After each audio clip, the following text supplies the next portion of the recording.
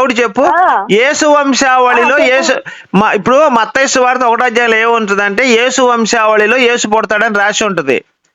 కానీ యేసేపు వంశావళి యేసు పుడతానంటే మరి గర్భం చేసింది ఏమన్నా పరిశుద్ధాత్మకి. మరి యేసేపు వంశావళి ఈయనకి ఎట్లా వస్తుంది?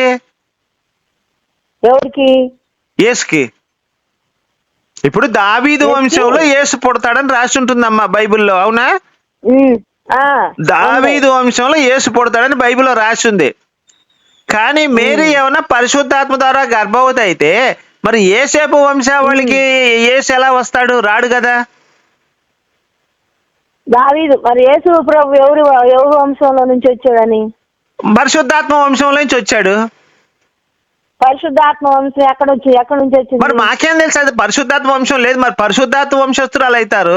ఇప్పుడు ఒక స్త్రీ ఉందమ్మా, ఎవరితో గర్భం చేయించుకుని పిల్లోడు పుడితే ఆ తండ్రి యొక్క వారసత్వం పిల్లోడికి వస్తుంది, ఆ వంశావళి వస్తుంది.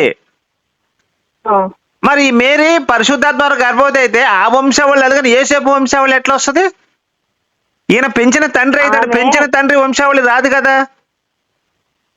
పెంచిన తండ్రి అయినా పెంచిన తండ్రి ఆ వంశంలో పుట్టాడు కాబట్టి ఆ వంశంలో ఎక్కడ పుట్టాడమ్మా? ఇప్పుడు మీకు నేను ఒక మాట చెప్తానండి.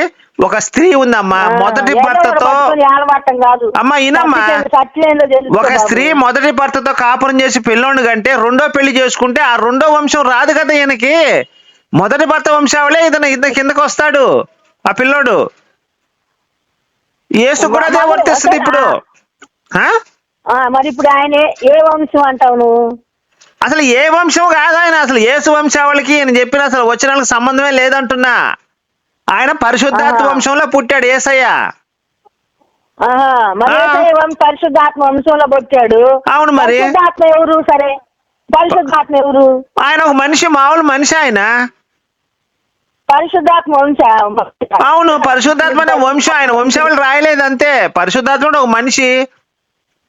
ఆయన దేవుడని బైబిల్ ఎక్కడా లేదు, నువ్వు చదువుకోమ్మా. ఆయన దేవుడని బైబిల్ ఎక్కడా లేదు. నువ్వు చదివావు బాగా, చదవబట్టే నువ్వు ఆయన దేవుడని చూపించు. పరిశుద్ధాత్మ దేవుడు, ఆయన పూజించాలని చెప్పుకొని ఎక్కడైనా చూపించు. ఆయన పూజించాలని ఎక్కడైనా చూపించు. యెహోవాను పూజించాలని ఉంది, ఈ పరిశుద్ధాత్మను పూజించాలని చూపించి వచ్చినవు ఎక్కడైనా? ఎక్కడ లేదా? లేదమ్మా, పరిశుద్ధాత్మను పూజించండి వచ్చిన లేదు అసలు. పూర్తిగా చదివావా? చదివానమ్మా, నేను పాస్టర్నే. బైబిల్ నేను పాస్టర్నే. అవును. ఫుల్ వీడియో కావాలంటే ఇక్కడ రౌండప్ చేశాను చూడండి.